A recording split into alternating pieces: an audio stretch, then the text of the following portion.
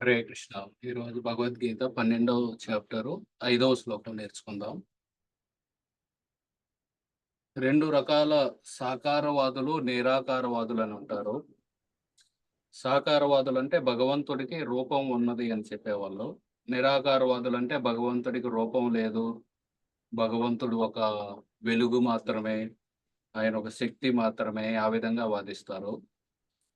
కాకపోతే భగవద్గీత చెబుతుంది, కృష్ణుడు చెబుతున్నాడు, భగవంతుడికి రూపముతో పూజించే వాళ్ళు లేదా నిరాకార రూపమైన ఆయన బ్రహ్మజ్యోతిని పూజించే వాళ్ళు వీళ్ళలో ఎవరు బాగా మంచి స్థితిలో ఉన్నారని అర్జునుడు అడిగితే కృష్ణుడు క్లియర్గా చెబుతారు 12వ అధ్యాయంలో, ఎవరైతే నా రూపాన్ని పూజిస్తున్నారో వారు మంచి స్థితిలో ఉన్నారు. ఎవరైతే నిరాకార బ్రహ్మజ్యోతిని పూజిస్తారో వాళ్ళకి ఆ పూజ అనేది క్లేశాలని, బాధలనే ఇస్తుంది, దుఃఖాన్ని ఇస్తుంది అని చెబుతున్నారు. దాని గురించి ఇక్కడ ఈ శ్లోకంలో. అలాగే భగవంతుడికి కూడా రూపం ఉంది. మనకంటే మనం జీవులమే, మనకే రూపం ఉంది. మనకే రూపం ఉన్నప్పుడు మనల్ని సృష్టించిన భగవంతుడికి రూపం లేకపోతే అతను మనకంటే ఒక మెట్టు కింద ఉన్నట్టు అవుతుంది. కాబట్టి భగవంతుడికి రూపము ఉంది, రూపము కూడా లేదు. రెండు ఆస్పెక్ట్స్ ఉన్నాయన్నమాట. బ్రహ్మజ్యోతిగా ఆయనకు రూపం లేకుండా ఉంటుంది. అలాగే భగవానుడుగా ఆయనకి రూపంతోటి ఆయన ధామంలో నిత్యము లీలలు చేస్తూ ఉంటారు. ఈరోజు మనం ఈ శ్లోకం నేర్చుకుందాం. 3 సార్లు చదువుదాం. క్లేశోధికతరస్తేషాం క్లేశో అధికతరస్తేషాం క్లేశోధికతరస్తేషాం క్లేశో అధికతరస్తేషాం అవ్యక్తాసక్తచేతసాం అవ్యక్తచేతసాం అవ్యక్తాసక్తచేతసాం అవ్యక్తసక్తచేతసాం క్లేశోధికతరస్తేషాం అవ్యక్తాసక్తచేతసాం క్లేశో అధికతరస్తేషాం అవ్యక్తసక్తచేతసాం క్లేశోధికతరస్తేషాం అవ్యక్తాసక్తచేతసాం క్లేశో అధికతరస్తేషాం అవ్యక్తసక్తచేతసాం అవ్యక్తా హి గతిర్దుఃఖం అవ్యక్తా హి గతిర్దుఃఖం అవ్యక్తా హి గతిర్దుఃఖం అవ్యక్తా హి గతిర్దుఃఖం దేహవద్భిరవాప్యతే దేహవద్భిరవాప్యతే దేహవద్భిరవాప్యతే దేహవద్భిరవాప్యతే దేహవద్భిరవాప్యతే అవ్యక్తా హి గతిర్దుఃఖం దేహవద్భిరవాప్యతే అవ్యక్తా హి గతిర్దుఃఖం దేహవద్భిరవాప్యతే అవ్యక్తా హి గతిర్దుఃఖం దేహవద్భిరవాప్యతే అవ్యక్తా హి గతిర్దుఃఖం దేహవద్భిరవాప్యతే. మొత్తం శ్లోకం చదువుదాం. క్లేశోధికతరస్తేషాం అవ్యక్తాసక్తచేతసాం అవ్యక్తా హి గతిర్దుఃఖం దేహవద్భిరవాప్యతే క్లేశో అధికతరస్తేషాం అవ్యక్తచేతసాం అవ్యక్తా హి గతిర్దుఃఖం దేహవద్భిరవాప్యతే.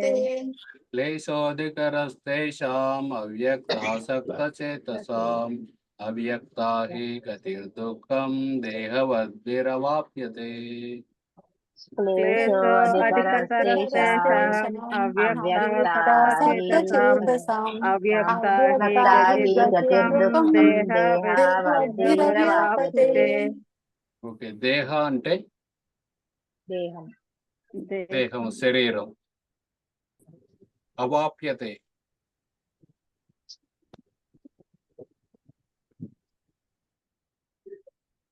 అవాప్యత అంటే పొందుతారు అని. అవ్యక్త అంటే అప్రకటితమైన ఏందండి? ఆ ప్రకటితమైనది అప్రకటితమైనది వ్యక్తం కానిది. అప్రకటితమైనది, వ్యక్తం కానిది, అప్రకటితమైనది అంటే బ్రహ్మజ్యోతి అన్నమాట. అంటే భగవంతుడికి రూపం లేకుండా ప్రకటన కానిది. చేతసాం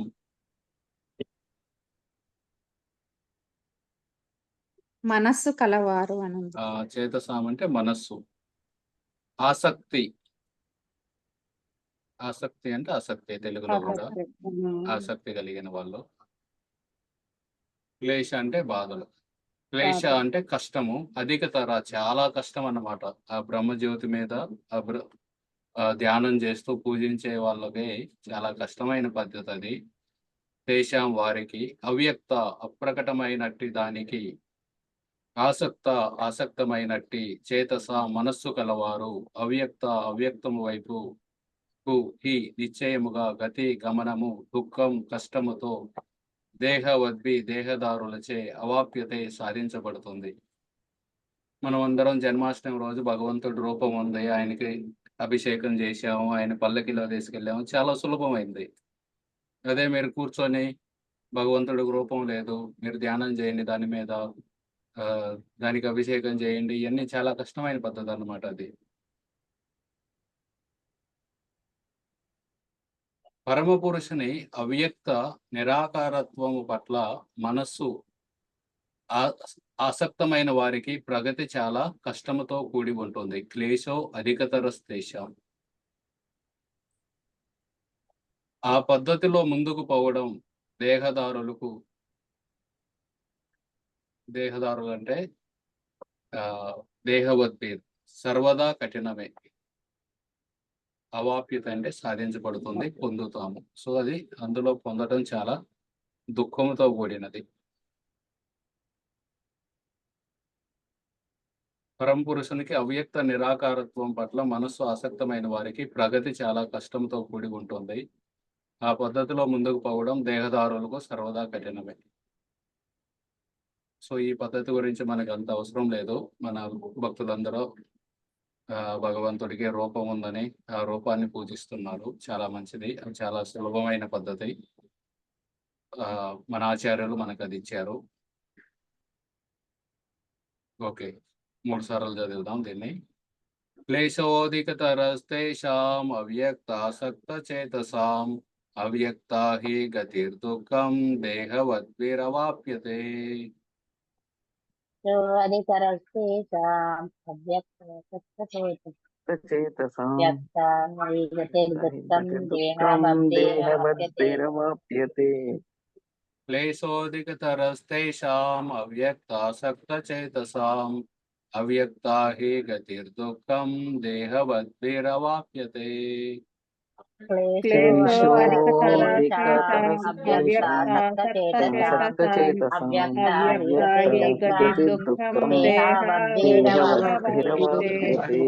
క్లేశోధికతరస్తేషాం అవ్యక్తాసక్తచేతసాం అవ్యక్తా హి గతిర్దుఃఖం దేహవద్భిరవాప్యతే.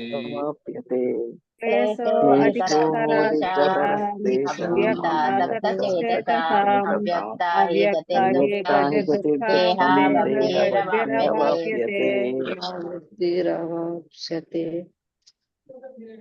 హరే కృష్ణ. ఇది మీలో ఎవరైనా ఈ శ్లోకాలు నేర్చుకోవడానికి కష్టం ఉంటే ఏమి ఇబ్బంది లేదండి. మీరేమీ బాధపడాల్సిన పని లేదు, అయ్యో నేను నేర్చుకోలేకపోతున్నానని. ఒక్కొక్కరికి వస్తాయి, ఒక్కొక్కరికి రావు. ఈ వయసులో నేర్చుకోవడం కూడా కష్టమే.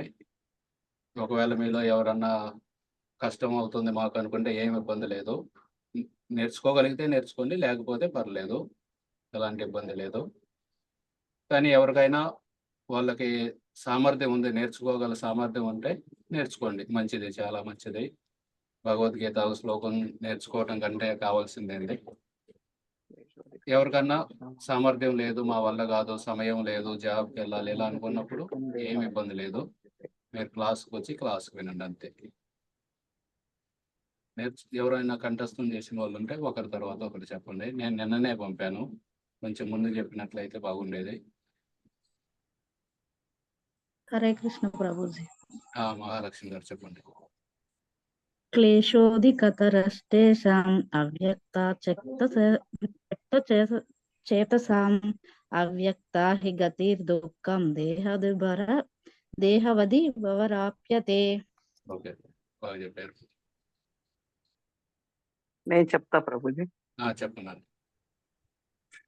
క్లేశోధికతరస్తేషాం అవ్యక్తాసక్తచేతసాం అవ్యక్త హి గతిర్దుఃఖం దేహవద్భిరవాప్యతే. మీకు వచ్చా మొత్తం చాప్టర్ వచ్చా? ముందు చేసినాను ప్రభుజీ, ఓకే. ఎప్పుడో 45 years బ్యాక్. ఓకే. అందుకే ఇది చెప్పగలిగాను, ఇప్పుడు చేయడానికి రాదు ప్రభుజీ. చాలా మందికి 12వ చాప్టర్ 15వ చాప్టర్ వచ్చు. అవును ప్రభుజీ, నాకు ఇది పూర్తిగా వచ్చు ప్రభు. అప్పుడు ఎంత ఈజీగా చేస్తా ఉంటుంది ప్రభుజీ, కంఠస్థం. ఇప్పుడు రాదు.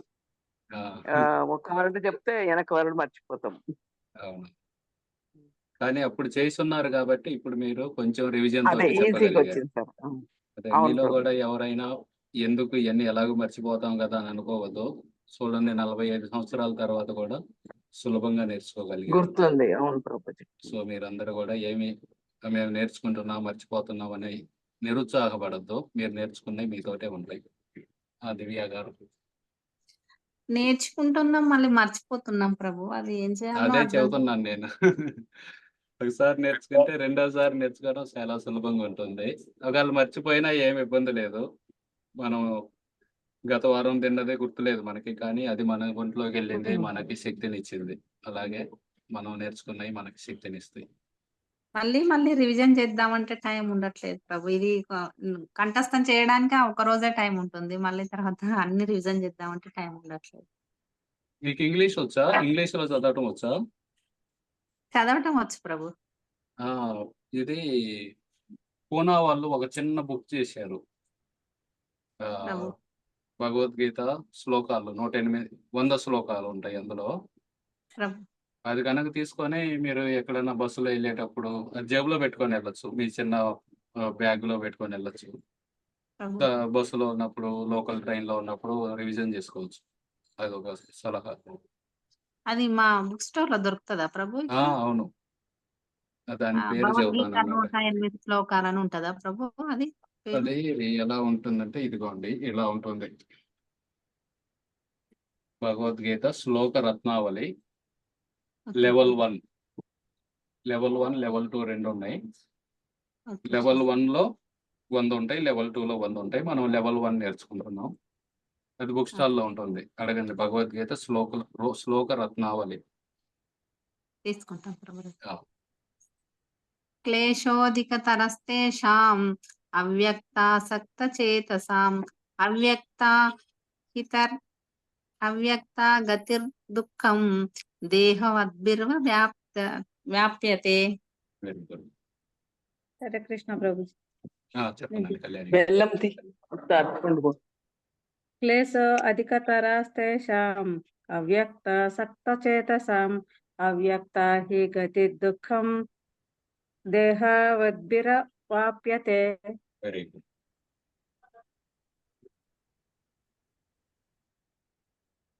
హరే కృష్ణ ప్రభుజీ. చెప్పండి దేవి గారు. క్లేశోధికతరస్తేషాం అవ్యక్తాసక్తచేతసాం అవ్యక్త హి గతిర్దుఃఖం దేహవద్భిరవ్యాపతే. Very good. హరే కృష్ణ. హరే కృష్ణ ప్రభుజీ. త్రివేణి చెప్పండి.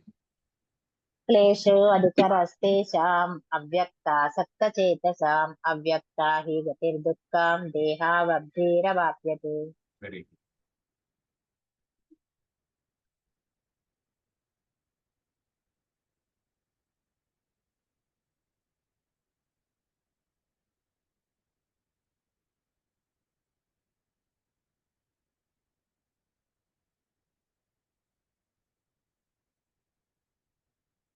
ఎవరైనా చెప్తారా?